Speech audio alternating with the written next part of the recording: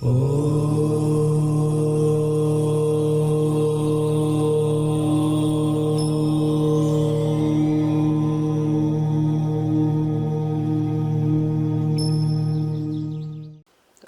जी, एक बार फिर से आपका स्वागत है। तो जिस तरीके से आपने भी सुना कि आज हम बात करने वाले हैं प्रकृति की, तो हम चाहेंगे कि आप हमारे दर्शकों को बताएं कि प्रकृति का हमारे लिए क्या महत्व है।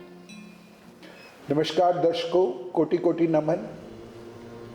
जैसा कि हमें सभी को मालूम है कि हमारी सारी सृष्टि और हमारा शरीर भी 5 तत्वों से बना हुआ है। वायु, जल, अग्नि, आकाश और पृथ्वी। बिल्कुल, 5 तत्व हमारे लिए कितने महत्वपूर्ण हैं कि हम बचपन से ही सुनते आ रहे हैं। सबसे पहले बात कर लेते हैं वायु की। वायु हमारे जीवन को कैसे प्रभावित करती है और हम वायु के प्रति हमारे क्या धर्म हैं? अच्छा सिमी जी, एक चीज बताइए, अभी हम यहाँ बैठे हुए हैं, आपको मालूम है हम कंटिन्यू ब्रीदिंग कर रहे हैं जी। ठीक है, तो ये जो ब्रीदिंग कर रहे हैं ये कहाँ से कर रहे हैं? ये वायु के द्वारा ही कर रहे हैं। नेचर से, जी। हमारे जितने भी दर्शक हैं, हमारा ये विचार है कि सबको पता होगा कि हम लोग रोज 11,000 लीटर वायु का प्रयोग करते हैं, जिसमें से 550 लीटर ऑक्सीजन होती है। ठीक है, तो जब ये ऑक्सीजन 550 लीटर है तो ये कहाँ से आ रही है? ये प्रकृति से आ रही है। और आप इसे आधुनिक युग में देखें, 550 लीटर की गूगल करिए या कहीं और से चेक करिए तो इसकी कितनी वैल्यू है। शायद इतनी वैल्यू है कि हम नहीं कर पाएंगे। ठीक है, तो अब इसके लिए हमें क्या करना है? जब ऑक्सीजन हमें चाहिए, सबको मालूम है, हमारी जितनी भी प्रकृति है, प्रकृति में आप एक चीज देखिए कि इतने भिन्न भिन्न प्रकार के हमें फल और औषधियाँ, ऐसी ऐसी चीज प्रकृति ने दी है, और ये सारी की सारी 5 एलिमेंट से ही बनी है। एक आपको तो पता ही होगा, जैसे पेड़ है, पेड़ कुछ नहीं खाते, यही सब 5 चीजें ही वो लेते हैं सृष्टि से ग्रहण करके, और हमें नाना प्रकार के स्वादिष्ट फल और नाना प्रकार की औषधियाँ वो हमें देते हैं, जो कि हमारा जीवन यापन होता है। तो वायु के लिए हमें सबसे पहले, मेरा मानना ये है कि हर एक इंसान को 18 वृक्षों की जरूरत होती है। क्या हम 18 वृक्ष लगा रहे हैं? हम तो काट रहे हैं। तो आपको क्या लगता है, प्रकृति आपको माफ कर देगी? एक साइड में तो हम मोक्षा की बात करते हैं, दूसरी साइड में हम प्रकृति को कॉन्टिन्यू डिस्ट्रॉय करे जा रहे हैं, तो आपके धर्म का क्या फायदा है? आप बताएं। तो मेरा सभी अपने दर्शकों से ये विचार है, ये मेरा पर्सनल विचार है कि हमें मैक्सिमम से मैक्सिमम वृक्ष लगाने चाहिए, जिससे कि हम आने वाली पीढ़ियों के लिए भी कुछ दे के जा सकें। बिल्कुल, पेड़ लगाने का महत्व, क्योंकि अक्सर हम सुनते हैं कॉन्फ्रेंसेस में भी कि पेड़ लगाइए, लेकिन ये आपको नहीं बताया जाता कि पेड़ लगाना कितना ज़्यादा इम्पॉर्टेंट है। जैसे कि अनुराग जी ने हमें बताया, ये मुझे बात बहुत अच्छी भी लगी, और मैं दर्शकों से भी चाहूँगी कि इस पर एक बार आप गौर फरमाइएगा कि पेड़ लगाने का महत्व कितना ज़्यादा ज़रूरी है। तो अगर हो सके तो आप भी अपने घर के आसपास या इधर उधर कहीं ना कहीं पेड़ ज़रूर लगाइएगा, ताकि पृथ्वी का जो बैलेंस है, नेचर का जो बैलेंस है, वो बना रहे। अब बात करते हैं जल की। जल का भी, जल ही जीवन है हम कहते हैं, तो जल का बहुत ज़्यादा महत्व है। जल, हम पूरे जीवन में कितना ज़्यादा जल हम इस्तेमाल भी करते हैं, और आजकल तो वेस्ट भी बहुत ज़्यादा हो रहा है, तो उसको हम लोग कैसे बैलेंस कर सकते हैं? जैसे हमने वायु की बात की, वायु के बिना हमारा जीवन नहीं चल सकता, वैसे ही हमारा जल है। जल हम पूरी जिंदगी में 60,000 लीटर के करीब हम जल का उपयोग करते हैं। ये मैं बात कर रहा हूँ पेयजल की। इसके अलावा जैसे मान लीजिए, आजकल तो आधुनिक ज़माना है, सबके पास गाड़ियाँ हैं, गाड़ियाँ धोने के लिए हमें जल चाहिए, कपड़े धोने के लिए जल चाहिए, आपका शौच जाने के लिए जल चाहिए। तो आप मान के चलें कि हर रोज़ हम मिनिमम से मिनिमम 25 से 30 लीटर जल का उपयोग करते हैं। और ये जो जल है, जल आप देखिए, पहले ज़माने में आपने देखा होगा कि हर एक गांव में एक तालाब होता था, बहुत सारे बावरियां होती थी, कुएं होते थे। आज ये जो आधुनिक मानव है सब चीजों को पाटता जा रहा है, भूमि के टुकड़े के लिए सब चीजों को नष्ट भ्रष्ट करता जा रहा है। तो ये सारा डिसबैलेंस होगा। और ये जो पानी हम यूज करते हैं, ये जब एक बार समुद्र में पहुंच जाता है तो प्रकृति के द्वारा ही इसे वाष्पीकरण करके बरसात की जा सकती है। मानव के बस का नहीं है उसे शुद्ध करना, या शुद्ध कर भी दिया जाए तो उसकी कॉस्टिंग बहुत ज़्यादा है। तो हमें पानी का मैक्सिमम संचय करते हुए हमें प्रकृति के लिए कृतज्ञ रहना चाहिए। ये मेरे विचार है, बाकी दर्शक अपनी ओपिनियन दें। बिल्कुल अनुराग जी, तो सेविंग वाटर हम लोग बैनर्स वगैरह अक्सर देखते हैं, स्कूल में भी बच्चों को बताया जाता है कि पानी को बचाना कितना ज़्यादा ज़रूरी है, जल है तो जीवन है, तो इसीलिए पानी को बचाना ज़रूरी है। जिस तरीके से अनुराग जी ने बताया कि कितने हज़ार लीटर पानी हम पूरे जीवन में पी लेते हैं, हमें पीने के लिए चाहिए होता है, और वेस्ट भी बहुत सारा पानी होता है कि गाड़ियाँ धुल रही हैं या फैक्ट्रीज़ में यूज़ हो रहा है कहीं, तो वो नेचर का बैलेंस ना बिगड़े, इसके लिए हमें ज़रूरत है कि हम अपनी सूझबूझ से जो नेचुरल वाटर है, नेचुरल वाटर सोर्स है, चाहे वो रेन वाटर है, चाहे वो नदियों का पानी, उनको दूषित ना करें और उनको किसी ना किसी तरीके से सेव ज़रूर करें। यही हमारा दायित्व है प्रकृति के लिए। तो अब बात कर लेते हैं अग्नि के एलिमेंट की, वो भी बहुत ही ज़्यादा ज़रूरी है, लेकिन इसके बारे में बात बहुत कम होती है। तो मैं चाहती हूँ एलेबोरेट तरीके से आप एक बार बताएं कि अग्नि का जो कण है, अग्नि का जो एलिमेंट है, वो हमारे लिए किस तरीके से ज़रूरी है। अग्नि हमारे लिए कितनी ज़रूरत है, आप समझिए कि हर एक बॉडी का एक टेम्परेचर होता है, तो वो क्या है, वो अग्नि ही है। वो जरा सा भी हमारी बॉडी का टेम्परेचर कम हो जाता है तो हम मर जाते हैं, और ज़्यादा हो जाता है तो हमें बुखार या और सारी समस्याएं हो जाती हैं। तो अग्नि का जो बैलेंस है हमारे शरीर में भी और प्रकृति में भी बहुत ज़्यादा जरूरी है। अब मैं आपको बताता हूँ, अग्नि जब से इंसान ने अग्नि का आविष्कार किया तब से ही उसने जितनी भी चीजें हैं, प्रकृति ने जो चीजें हम नहीं भी खा सकते थे वो हमने अग्नि के द्वारा पका के ही खाना शुरू किया। आज आपने देखा होगा बहुत सारे लोग नॉन वेज खाते हैं।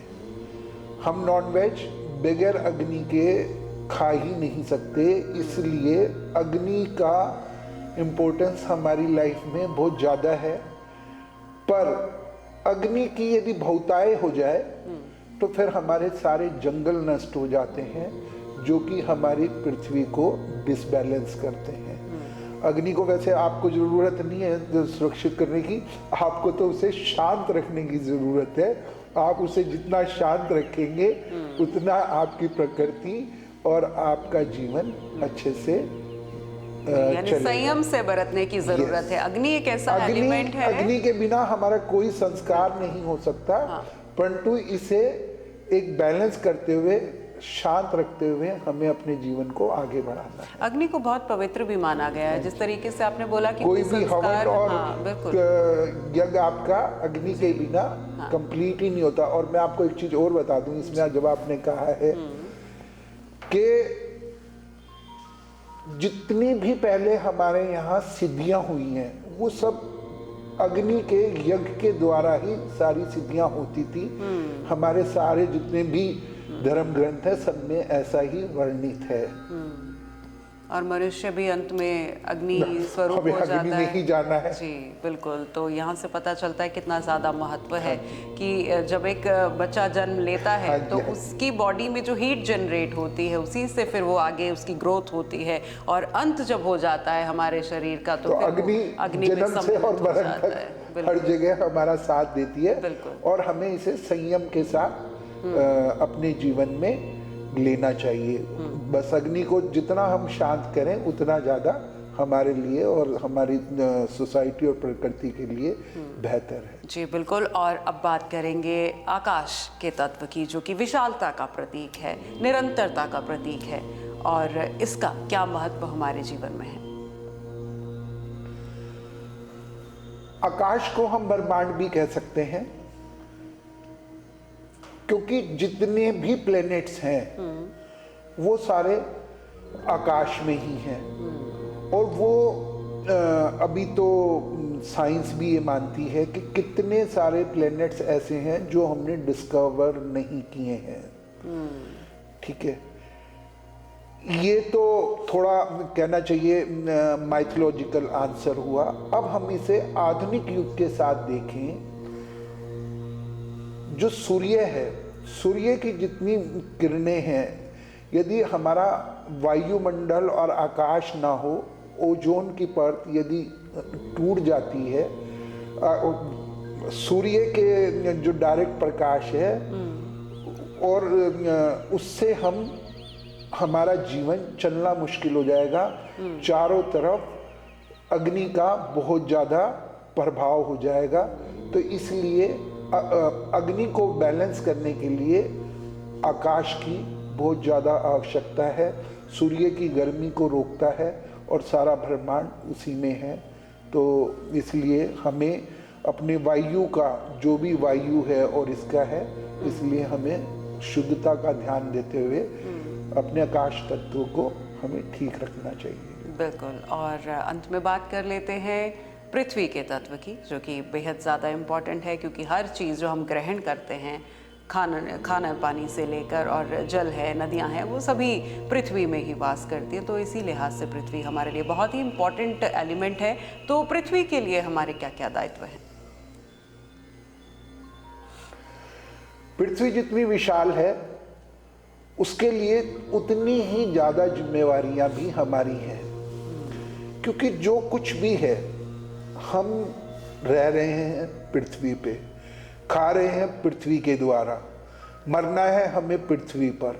जो कुछ भी हम क्रिया करते हैं उसमें हर जगह डायरेक्ट रूप से हमारी अर्थ इन्वॉल्व होती है। और ये देखिए मजे की बात, मनुष्य इसी को ही सबसे ज़्यादा दूषित करता जा रहा है। इसी के ऊपर वृक्ष लगे हुए हैं, तो कहीं वृक्षों की कटिंग हो रही है। जो पानी के स्रोत हैं, चाहे वो कुएं हैं, आपके तालाब हैं, नदियां हैं, उनको काटा जा रहा है। ठीक है, आप जितना सब कुछ देखिए, पृथ्वी के ऊपर जंगलों को काट काट के हम बहुमंजिले इमारतें बनाते जा रहे हैं। सबसे ज़्यादा दोहन हम जो कर रहे हैं वो पृथ्वी का कर रहे हैं। अब आप एक बार बताइए, यदि पृथ्वी का डिसबैलेंस होगा तो फिर आपके और हमारे जीवन में क्या होगा? बिल्कुल। आज लोग कहते हैं कि इतने सारे अर्थक्वेक आ रहे हैं, आपने रोज देखते होंगे कि अर्थक्वेक आया। आप बताएं कितना डेंसिटी का अर्थक्वेक आए तो हमें क्षति होती है? 6 पॉइंट समथिंग 7.5 से ज़्यादा आता है, तो उसमें हमें बहुत ज़्यादा क्षति ग्रहण करनी पड़ती है। अब मान लीजिए हम पृथ्वी को इतना डिसबैलेंस कर दें, ये 7.5 की जगह थोड़ा सा एक तो डेंसिटी और ज़्यादा हो जाए, तो वह भी यार फिर हम कहेंगे कि प्रकृति क्रोधित हो गई।